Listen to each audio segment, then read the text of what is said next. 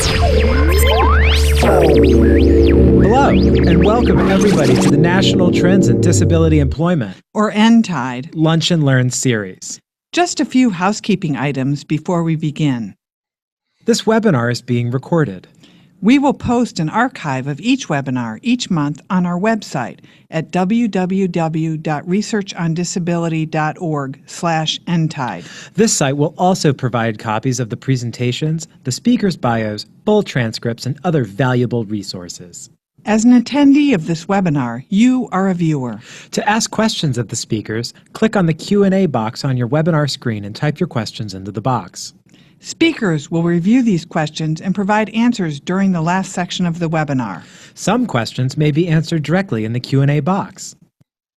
If you have any questions following this recording, please contact us at disability.statistics@unh.edu or toll free at 866-538-9521 for more information.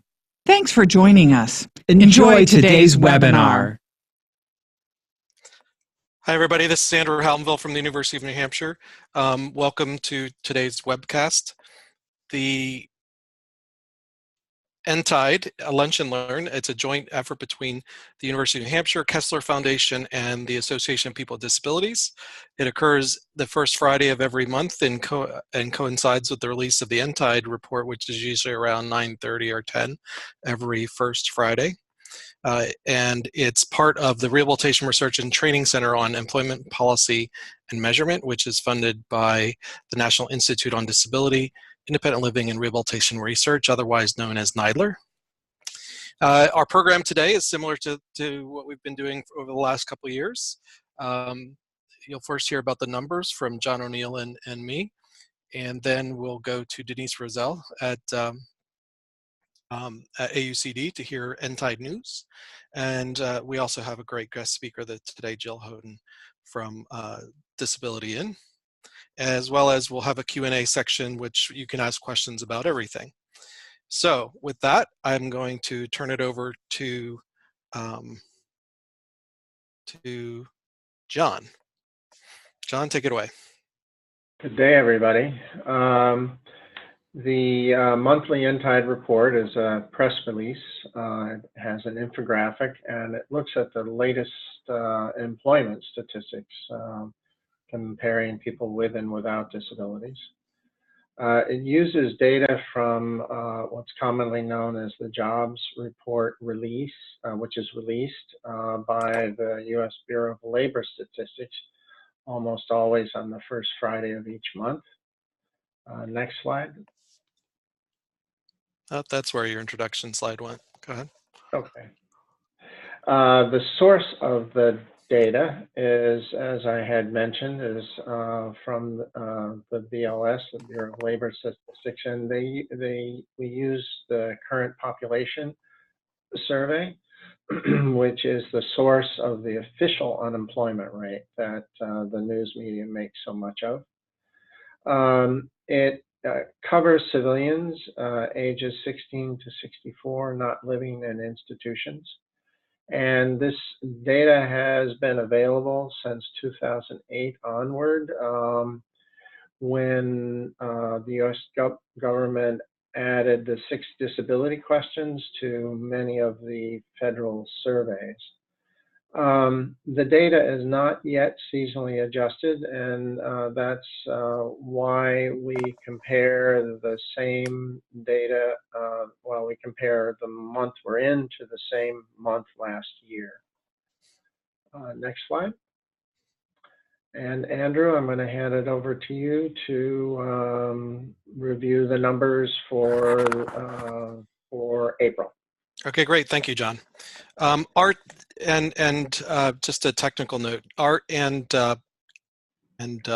Ferris, the green box doesn't seem to change, so I'm not sure if my video is showing, just to let you know. All right, so the numbers for April. So it's been pretty flat in reality.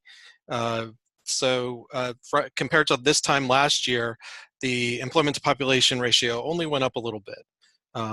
About 1% or 0.3 percentage points, so not even a half percentage point. The employment to population ratio, which is again the percentage of people employed out of the population. For people without disabilities, it went up slightly as well, about 0.5 percentage point. So these are not, it's disappointing not to see increases, which we got used to over the last few years, but it's not going down, so I guess that's helpful. The labor force participation rate, so this is the percentage of people who are not just working but also actively looking for work, and that number went slightly down compared to this time last year, from 33.6% for people with disabilities to 33.3%. So again, this is basically holding steady. This suggests that people with disabilities aren't really, the number of people with disabilities that are going out to look for jobs and or work, actively working, is not rising. Similar story for people without disabilities, really not much of a change, only 0.2% percentage point. So overall it's flat, and you've probably heard some big stories about economic growth over the last quarter. Employment typically lags behind economic growth. So if you're a betting person, you would bet probably in about in 2 quarters, 3 quarters, you'd see more improvement in the labor force participation rate. When we look overall, in terms of the employment to population ratio, going back to basically just as the Great Recession was really hitting creating job loss, we see the decline. We see the decline, until 2010 for people without disabilities, but for people with disabilities, that decline continued until around beginning of 2014, and then we saw a steady increase in the percentage employed, so the employment to population ratio. We saw that increase, particularly after into 2016, 17. And into the beginning of 18, we started seeing, increases. And I've looked at lots of data, and this is really the first time we've experienced this. This is when the economy is heading into what's called full employment. So unemployment at an unemployment rate of about, we're down to 3.6%, I believe, this month, which is just unbelievably low. What economists will say is that's kind of the natural rate of unemployment, that there's traditional kind of transitioning and job, people moving jobs and jobs, opening and closing at a kind of a natural rate, not driven by, say, a recession. And so 3.6% is unbelievably low for the entire population. However, we still see kind of, the gap, longstanding gap between people with and without disabilities. And we kind of see a leveling off of what was very promising news for people with disabilities. So if we look at the trend, snap a trend line in, you can start seeing this, seeing what's going on, the delayed recovery from the Great Recession, and then now we're kind of tapering off. And if you were, kind of a betting person, you might consider that we're going to see declines for people with disabilities. My guess is that as long as we're at full employment, we're always going to be just hovering around this level. We might stable, the employment to population ratio will stabilize around this as long as we're at full employment. We might see increases, but I think that would take, a pretty substantial change in, say, policy or something underlying the economy that reaches people with disabilities. So I'm going to turn it now over to Denise, and I'll be happy to answer questions later. So Denise, take it away. Terrific. Thanks, Andrew. So hi, everybody. I'm Denise Roselle from the Association of University Centers on Disabilities. I'm bringing you some things that have been going on in the field in the last month or so. We usually start out with federal policy, and I want to do that again. Budget appropriations is kind of the biggest thing right now, in that nothing's really happening.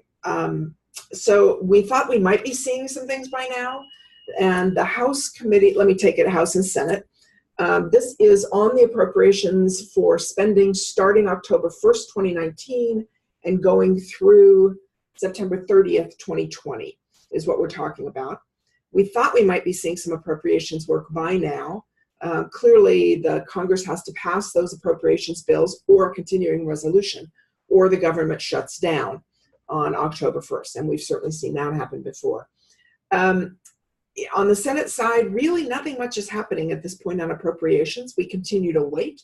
On the House side, interestingly enough, the House Appropriations Committee that handles education, health and human services, most of the programs that we care about is, or just did, I'm trying to think if they've already had their markup, going to do their first markup, their first committee meeting on what's happening for those in the subcommittee for what's happening to those appropriations.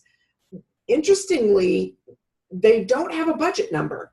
And generally speaking, they are given a top number that says, you know, by the budget committee, say you can't go more than this in this arena.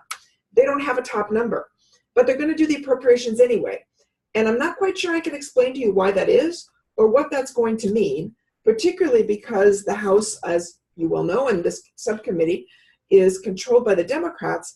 It's a little confusing to me that they're going to do an appropriations without a top number, which means we could end up with a really high top number, really high appropriations, really good. We're going to feel really good about it, but it won't go anywhere.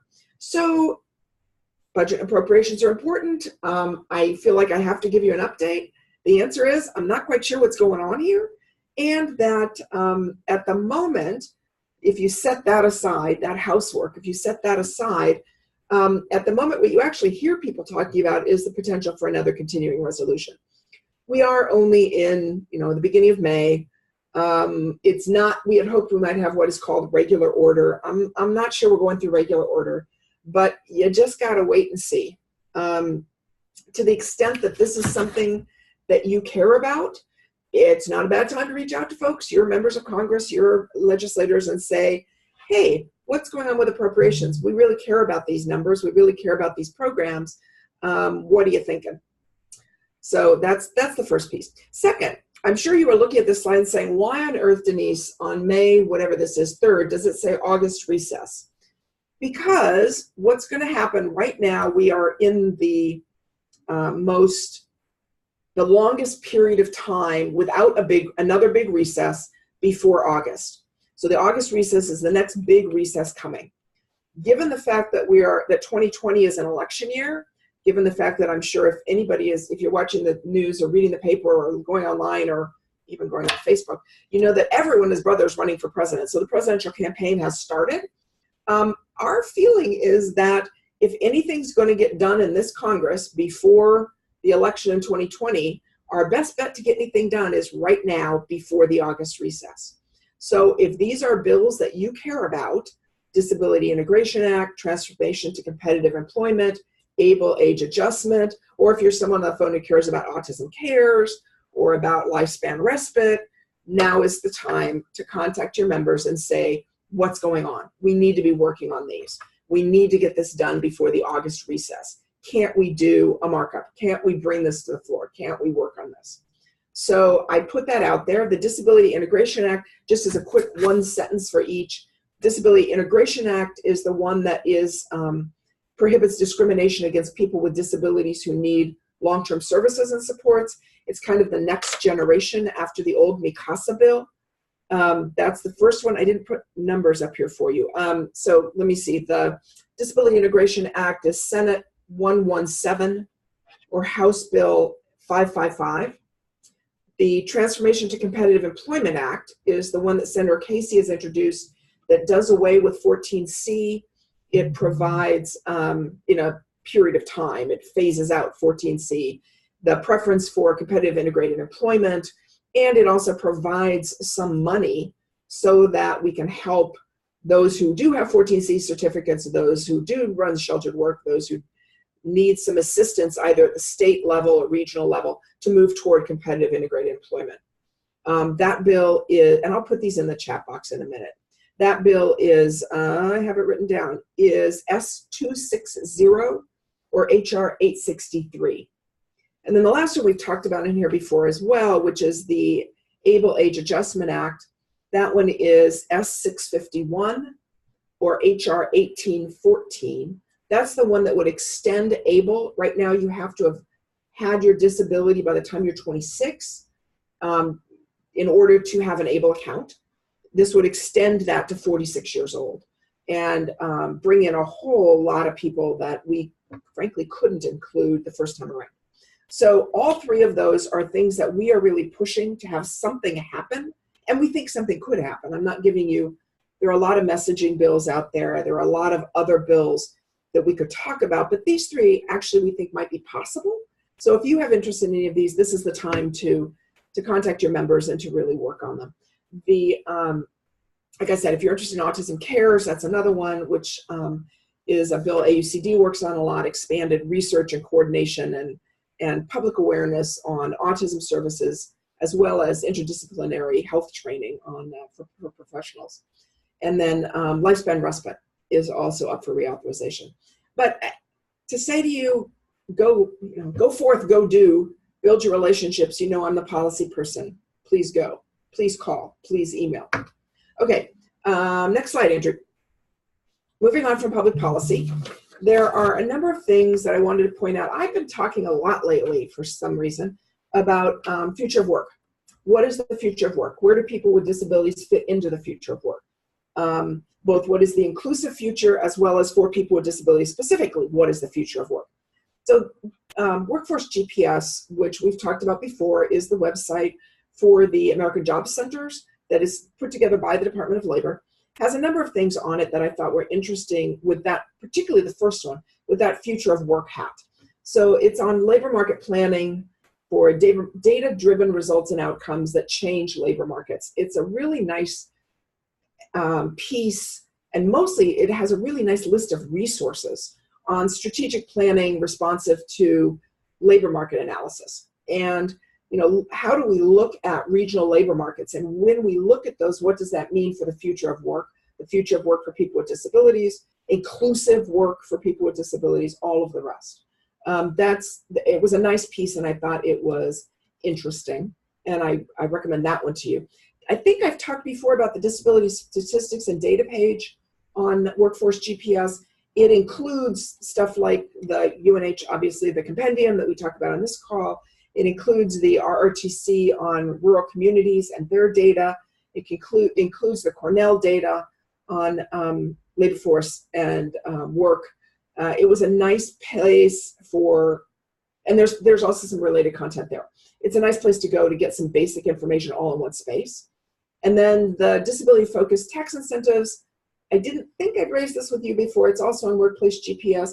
It's got a summary of, in a really nice, concise way, of a number of the work incentives and things that are available to employers. And then it talks about ABLE as well for the employee side. For employers, again, in the future of work, what are the things we need to be looking at? So that one, I thought, for some nice things. Next slide, Andrew. It's interesting, on this call, I have, there he is. On this call, I have like a study, I have a podcast, I have a webinar, I have a virtual event, there are all kinds of things going on out there that I want to talk to you about, and they're all very different in different modalities. I thought that was interesting this time. This one is a virtual event from Workforce GPS. It's an hour and a half. It's May 15th. You sign up for it. And they have had a workforce and innovation cohort on disability and employment. And I talked about it originally when it first got announced. Well, now they're going to report on what they've been talking about. They got representation from 18 states, which again, I think will allow you to share data back and forth and share information back and forth state to state. What's happening in the state next door, and is that something we could talk about? So the capstones will be presented in 3 areas. It's their products that they have developed as part of this cohort. And it's a lot of peer-to-peer sharing. So there'll be a presentation on accessibility from the customer service cohort, from the employment engagement cohort. I think both for what you'll hear about what's going on in the 18 states on disability employment services, I think that will be interesting. I think it's interesting that it's coming from the perspective of the American Job Center. So from that reason, I think it also will be interesting to hear what they are reporting on. And then I hope for those of you who join the call that you will have an opportunity to share things that you know of that they don't, which I'm also sure for the people on this call, there are going to be things that you know about that are happening in states around disability and employment that the folks from the job center should know about and may not. So that's another one that you can add some impact and information. So I'm going to be on the call. I suggest you go register. Next one, Andrew. The next one is a study. Okay, maybe everybody on this call knows all about contingent work. I didn't. So I'm raising this one here. Contingent work is things like independent work, independent contractors, consultants, on-call. You know, in the gig economy, we talk a lot about consultants and how can you work differently and how do people work differently. So this study looked at contingent work, that kind of work, and the effect on SSDI benefits, and particularly for workers in their 50s and 60s who are doing contingent work. As someone of a certain age, I can say that I know a lot of people who have moved into consulting, who have moved into some kind of what they're calling contingent work. And so compared to how does the SSI application receipt benefits differ for contingent workers in their 50s and 60s as compared to those who work in more traditional jobs at those ages. And interesting, the results, and you can see some of the things they found. It's about the application rates are smaller, they're less likely to be awarded disability benefits, I think I have a typo there, but whatever. They're also lower, the award rates and the application rates are lower for those living with chronic conditions. And what they're thinking about, and I would love to hear more from some of you as you read it, what they're thinking is that those with contingent workers of those ages would benefit from greater availability of information and assistance in navigating that process. Frankly, anybody can benefit from more of information and assistance in navigating the SSDI process. That's not easy, but I thought this one was interesting. So I recommend it to you. It's from the Center for Retirement Research at Boston College. Okay, next one. This one from our friends at UNH. Folks at UNH are doing a career self-management study. The information is all here. They're looking for volunteers for a study to develop and test a program to help people re-envision and refine aspects of their jobs, so job crafting. There are some requirements, but actually not all that many. There are 2 interviews and weekly exercises and then surveys. You don't have to be in New Hampshire, and one of the things that Deb Rucker said to me when she sent this along to me was they'd really like to get a national reach on this. So we are promoting it to you. Here's the contact information if you're interested or know somebody who would be. And if you all could then forward it out, that would be great as well. Okay, next one. I told you I had a podcast. So there's a new podcast from Pete from the Department of Labor in consultation with Workology. And this is another one where I'm this future of work stuff has been all in my head in the last month. So this is another one about future of work. And this one in particular is about global apprenticeship programs and particularly inclusive global apprenticeship programs. I know the Department of Labor has just started, ODEP has just started a new grant program around future of work apprenticeships and inclusive apprenticeships. This is another one. It's from Neil Milliken, the Global Head of Accessibility and Inclusion for, I think it's Atos, I think is how you say that. But looking at technology trends in the workplace and how they want to explore how those are impacting people with disabilities, but clearly they need people with disabilities to be able to figure out how they impact. So they went out and created an apprenticeship program, as I understand it, and it's an inclusive program bringing in more diverse talent. And as I said, you might also, I didn't do a slide on this one, the Department of Education, if you search on AIM, AIM, and the Department of Labor, Department of Labor, ODEP, AIM, AIM, you pull up something around an apprenticeship program that they have also just started around inclusive apprenticeship. And I think we'll probably have somebody speak from that on one of these programs in the future. Okay, next one.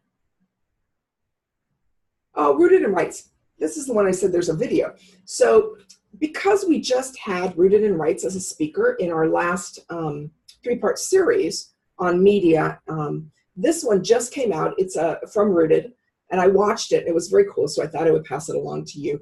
They have a video series called Creative Control. It is spotlighting artists with disabilities and the ways they're helping to expand the cultural narratives. That's how they describe it. The woman on this one is named Shannon Finnegan. She's a resident at IBM in Brooklyn, New York, and she's recontextualizing how to use text and art text as poetry, as art. She was, I don't want to say she was funny, I don't mean it that way, but she was fun to listen to. It's a 4 or 5 minute video, talks about using text in a different way and how she uses it as an art form. And like I said, it was 4 or 5 minutes, and I thought it was fascinating. And she's doing some interesting work, and I recommend it to you, particularly since we just had Rooted on, I guess that was last month. Okay, next slide. I told you I had a bunch of different things this time. Okay, and I can't get off this call being from AUCD without saying that the AUCD conference proposals are due soon. So if you want to present at AUCD around a topic, around employment, around whatever, but since I'm talking on an employment call, around employment, the conference proposals are due May 24th. You can go to our website, you can search on it. You can do everything from a 20-minute presentation, a poster session, to a longer 75-minute. You can do it on a panel, whatever else. We're really looking to get a wide variety of folks who would like to come and present.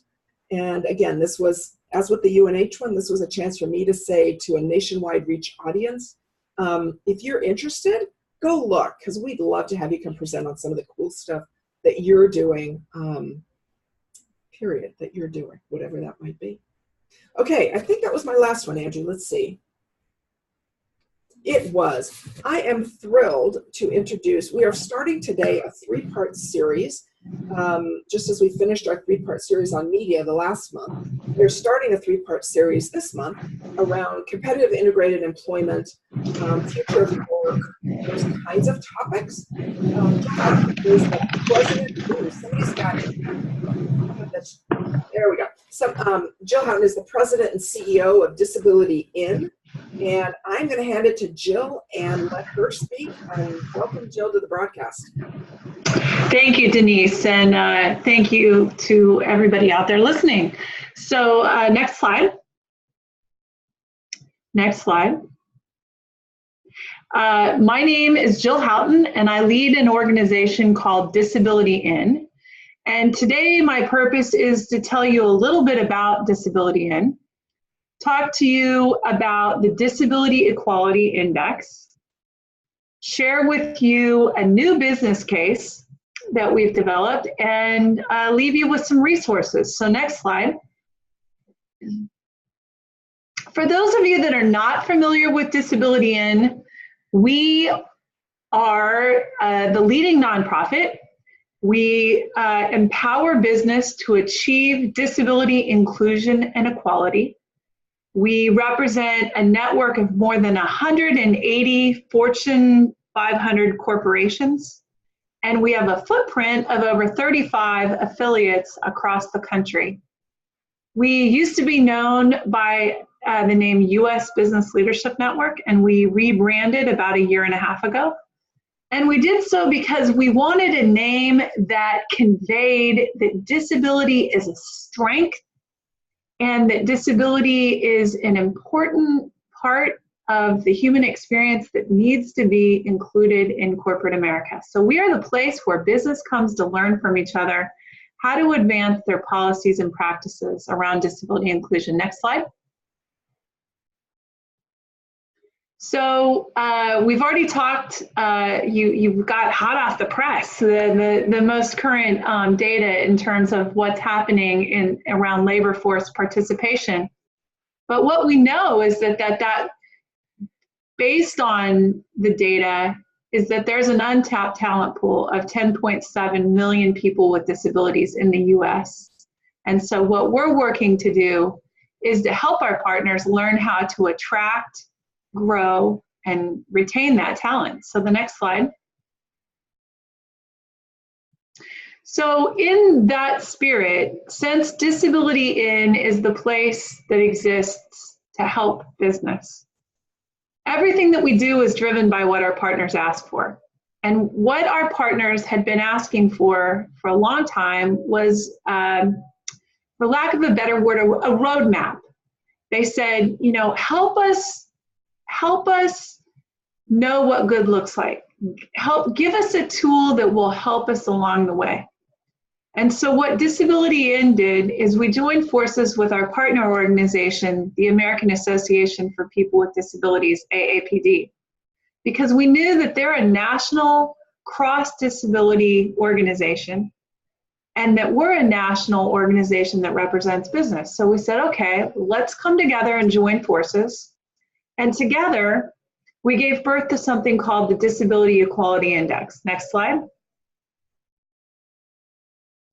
So the Disability Equality Index, what I'm going to be talking about is really the most recent set of data that we have, which is from 2018. The current survey for 2019 is live, meaning companies are participating, and in fact, today is the day when they're submitting their final data to us. But in terms of kind of where we're at, the Disability Equality Index is 5 years old. So as of last year, in 2018, this just is a picture to show you kind of a picture of the industries that have participated in the Disability Equality Index. I'll tell you that on average, we've grown by about 30% every year. In 2018, we had 145 companies that participated, and 97 of them were Fortune 500 companies. The largest sector that participated was financial services, followed by technology and then healthcare. You can see it kind of goes down. There were over 25 industries that participated in 2018. Next slide. So what are they participating in? So the Disability Equality Index is it's a benchmarking tool. It's a tool that, like I said, Disability:IN and AAPD came together and we created an advisory committee. The advisory committees are comprised of 50% business and 50% of representation from the advocacy world. It's very cross-disability. It's also very cross-business, meaning different industries and leaders that sit in different parts of the business. So for example, there may be somebody that sits in legal, there may be somebody that sits in talent acquisition, somebody that sits in procurement, somebody that sits in technology, because we really wanted to be well-rounded.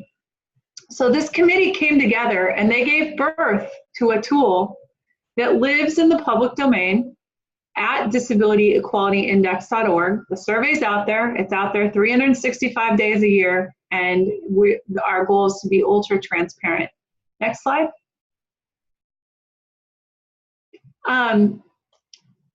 So in terms of this tool, there are different categories. So it measures culture and leadership. It measures employment practices, enterprise-wide access, community engagement, supplier diversity, and non-US operations. So it really looks across the business. It's a tool that takes companies on average about 40 hours to complete. It causes a business, because the businesses that are participating are very large Fortune 1000 scope companies, causes them to bring people together that sit in different parts of the business to answer the questions. And for every question that they answer, they have to substantiate their answer. So if they answer yes, then they have to show us, give us a link to the answer, demonstrate. I wanted to draw your attention, given the audience of who participates on these, I wanted to draw your attention that in this year, in this current survey tool, we actually began to weight some questions that have been non-weighted. So in the survey itself, there are weighted and non-weighted questions, and then companies get a score. And at the end, we publicize the companies that score an 80, a 90, or 100. We do not publicize the names of the companies that participate that score under an 80. And really that's by design, because this is a carrot and not a stick, and it's intended to help them.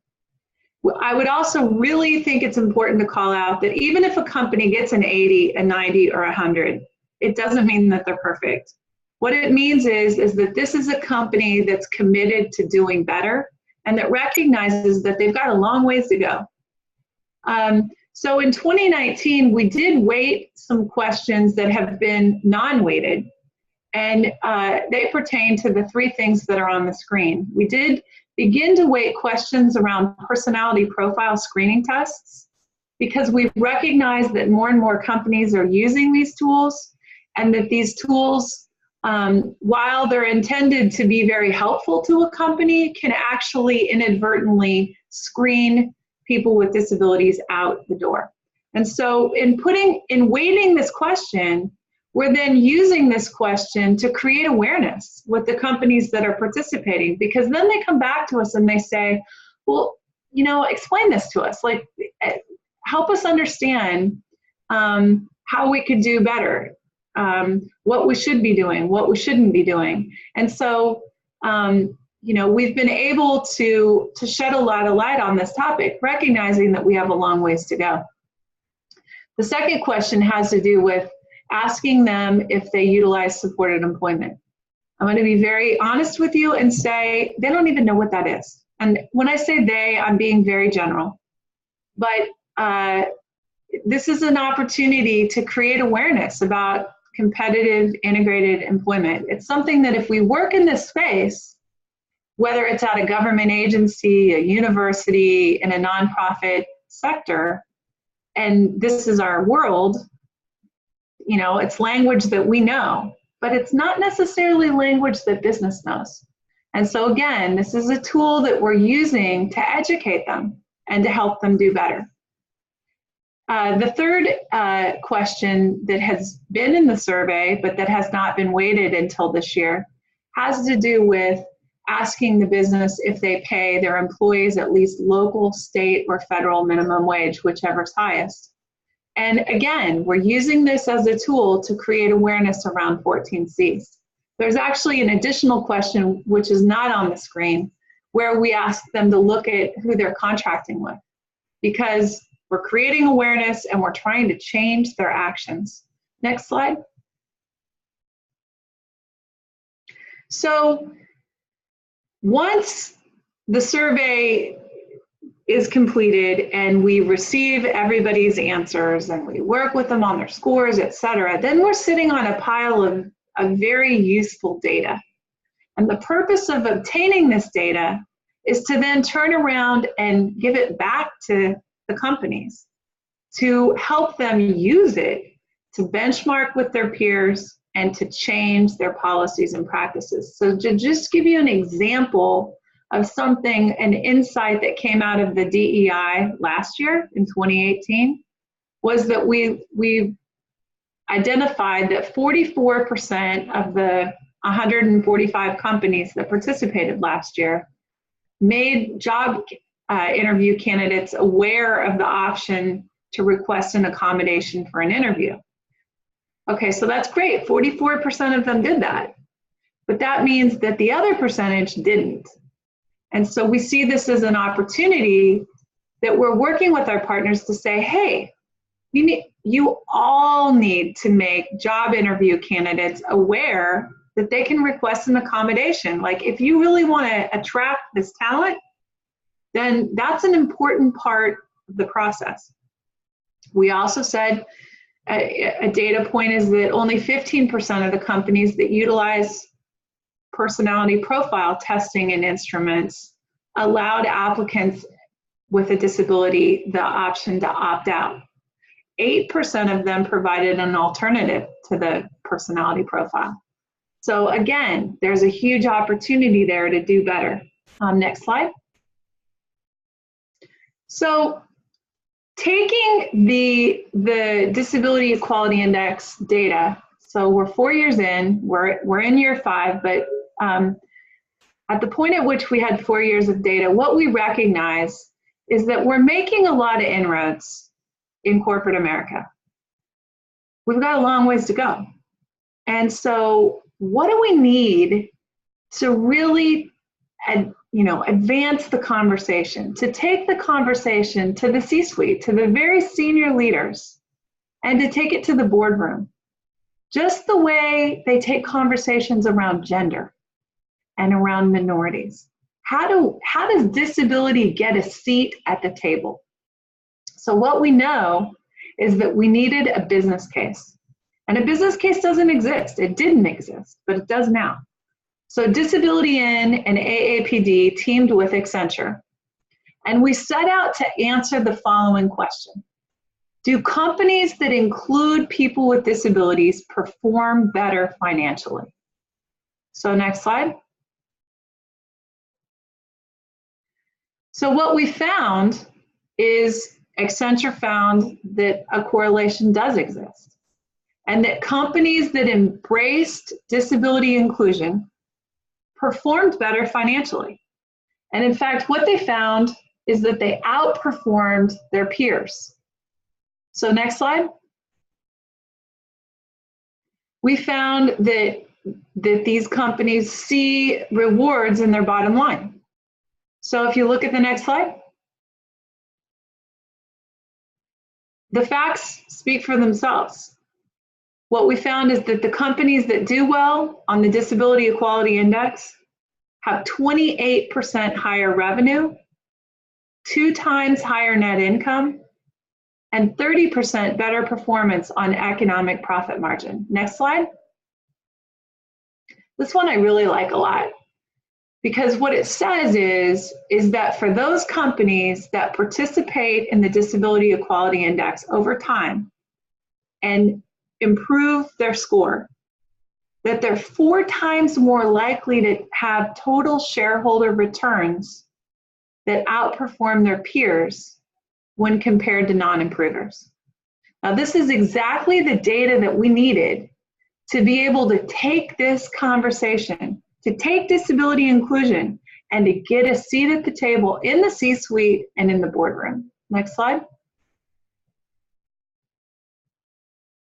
So what we found is that if just 1% of unemployed people with disabilities joined the US labor force, the GDP could actually see a boost of up to $25 billion.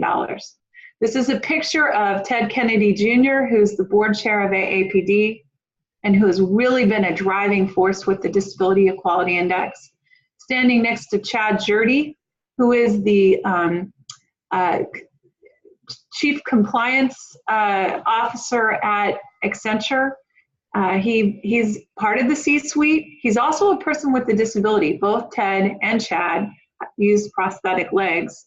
Standing next to Jenny LaFleury, who is the board chair of Disability:IN, and she's the Chief Accessibility Officer at Microsoft, and she's deaf. Standing next to myself.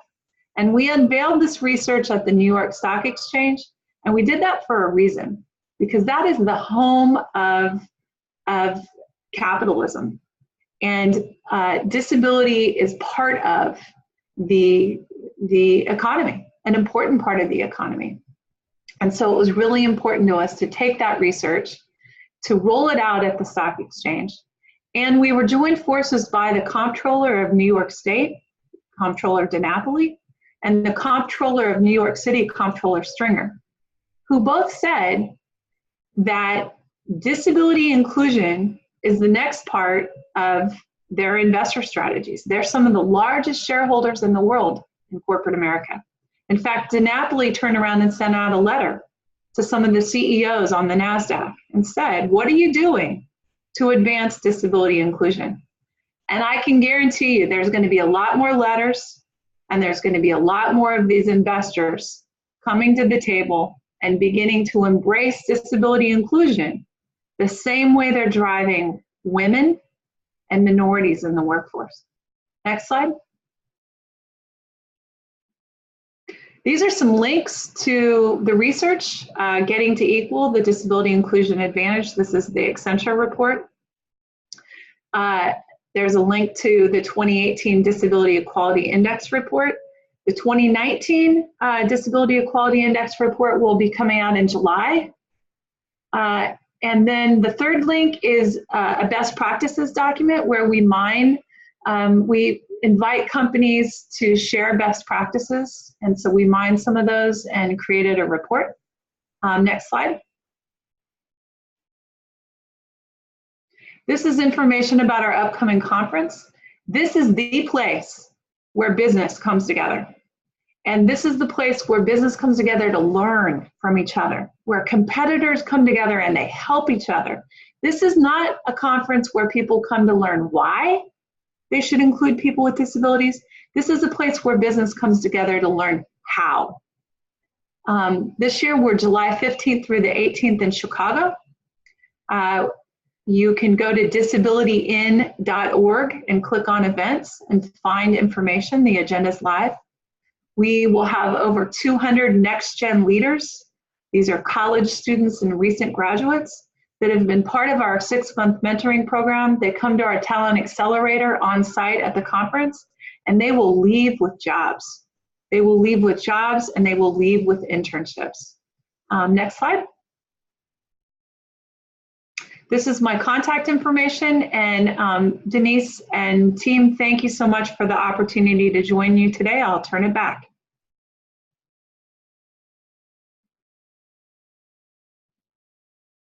Okay, great. Thank you, Jill. That was a great presentation. It's really good to hear what Disability In is up to these days. I remember many years ago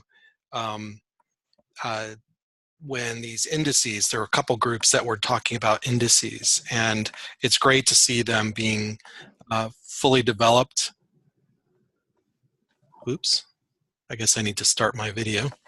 It's great to see these things develop and being used and having impact. And I'm really interested in your business case, because I think, you know, especially the improvers, because I think you're right in, you know, addressing that it is correlation. It's not necessarily causation. Right. But when you look at improvers, basically using longitudinal data, you know, as things change over time, you start getting closer and closer to being able to make causal statements. It's still not perfect because, you know, we don't have experiments by which we can identify causation very easily. But it's really great to see the data and making that case.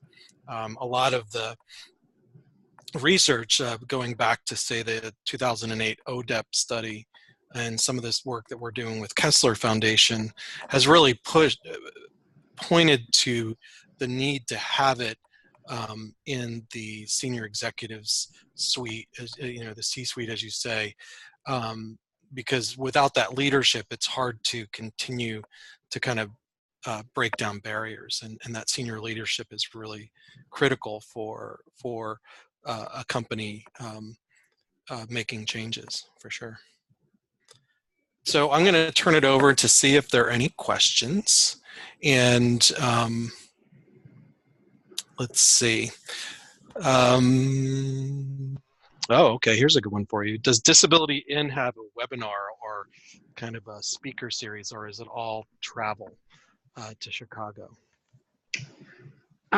Well, we have a webinar series that we do for our corporate partners, where our partners are communicating with each other. We also have webinars that we do with our affiliates.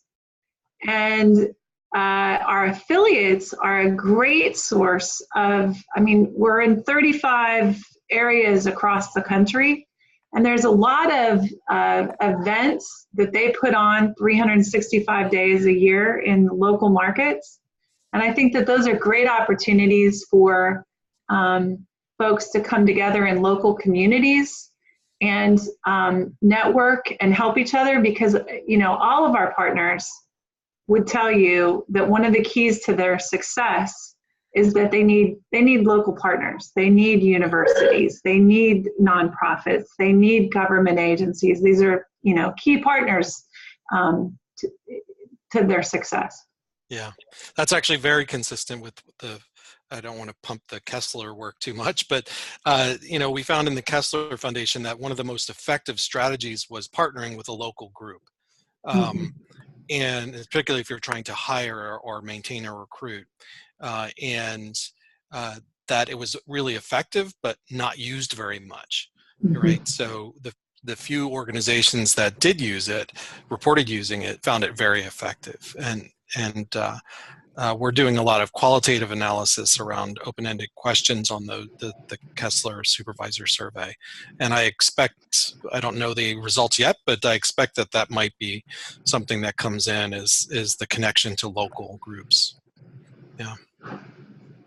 All right. Could you tell us a little bit more about the conference and who attends? Because you know, it's been maybe 15 to 12 to 10 years since I went to the last USBLN, and I'm sure it's grown and changed, and it sounds like a great event still. Could you talk a little bit more about it? It has massively changed. Yeah. So the event, we will be close to 2,000 people. Wow. We will have business leaders that really sit across the business. Yeah. So there is a supply chain track at the conference where you see supplier diversity and procurement leaders, as well as our certified disability-owned businesses participating. We have a whole technology track because we recognize that a key part of the equation of inclusion is that we've got to have accessibility inside the company as well as outside the company. So there's a whole technology track. Yeah. There's obviously a workplace track. There is a whole talent accelerator that's overlaid over the conference around these students. So the students arrive 2 days before the conference starts. That's great. And so there's a lot of interviewing and stuff happening on site.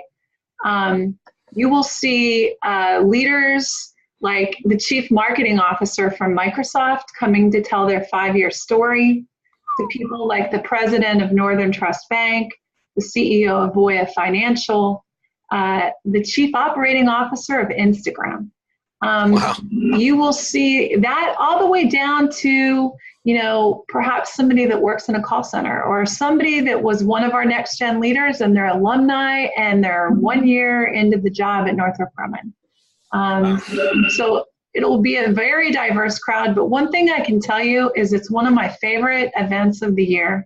And I think what I love about it more than anything is the stories. I love how people come up and say, last year I came and we wanted to start an accessibility office, and we came and we got what we needed and we built our business case and we went back and now we have an office and there's 3 people that work in it and we're back because we want to do more. Neat. Yeah, that sounds great. And you know, one person points out that, you know, the fact that a lot of your work is data driven really helps. And of course, as you know, the lead investigator of the Disability Statistics Training Center, I really like the data that you guys bring to the fore. There is another question. It actually goes back to the long-term trends in employment from the first part of the webcast. So there's a question from Susan Foley down in Boston about whether we've done any analysis around age groups and things like that. Are these trends seen across all you know, age groups of people with disabilities? And the answer is yes, we have done that. And we really found that it really is across all ages, that, you know, the decline from the Great Recession, the rise after 2014 into 2016, 17, we haven't really found any differences in patterns by age or by gender, or I can't say that about race and ethnicity.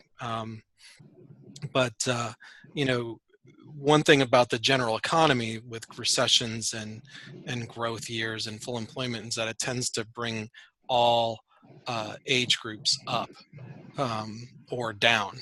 And You know, people have said, you know, this could be, you know, the baby boom leaving, but I don't think that that's what's driving it, because even the 55 to 65 or 50 to 55, all those groups are doing well recently. So, all right. So I think I forgot. I need to scan down and see what else is there. All right. Some folks are. There's from Meg Tracy, you know, thinking of the recent op-eds on people with disabilities in philanthropy.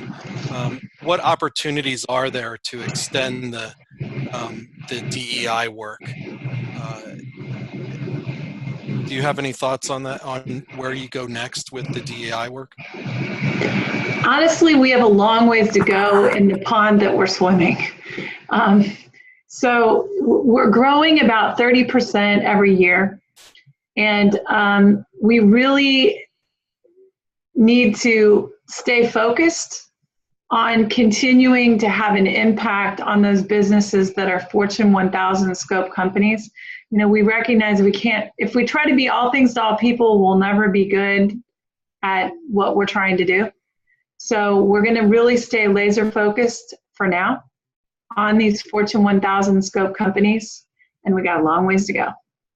Yeah, I think if you think about it, there are quite different patterns with large, medium, and small firms. All the survey research that's been done over the years has really pointed out. Hey, Andrew, we can't hear you at the moment. The mic's not working. Yeah, my mic's working. It's just on top. I switched at the top of my head. Okay. So, yeah. So you know that makes sense from the research that large and small firms, medium-sized firms, face quite different challenges. And you know, if you're trying to develop a national network, you know, going after the large firms first makes sense. Given scarce resources, there are some people that I know that are looking to ramp up small business discussions, because small businesses are a lot of the big generators of jobs, particularly ones that are dispersed across the whole country, not just in one geographic area. Not everybody can land an Amazon corporate center, you know. So there are groups out there, but USBLN has kind of been the flagship for business, for the employer approach to disability. So, okay, let's see. What time is it? How much time do we have left? More questions? We're about at 3 minutes left. So do you have any closing comments, Jill? I just want to thank you for this opportunity. And again, everything lives in the public domain. So I would really encourage you to go to the disabilityequalityindex.org site and click on the survey and pull it down, because you're going to see that even for those that don't formally participate, it's out there as a tool to help companies. So, you know, I would encourage you to draw people towards it and have them use it. And then lastly, I would say, come to the conference July 15th through the 18th in Chicago. Come be part of our family at Disability Inn. So thank you very much. Great. Well, it's great having you. Let's see, I have to advance the slide. So we're going to do our, oh no. Oh, well, too bad. I don't want to do any. I don't want to touch anything anymore. All right. Well, thanks everybody. Jill, it is a great conference. I went a few times back in the old days. Someday I hope to get back out to your conference. It's a great place. Well, so you wouldn't recognize us now because we're. I know you guys are 2,000. Holy smoke! All right. Well, great. Thank you, everybody. Have a good weekend, and we'll see you next month for nTIDE. And thanks, everybody. Bye-bye. Thank you.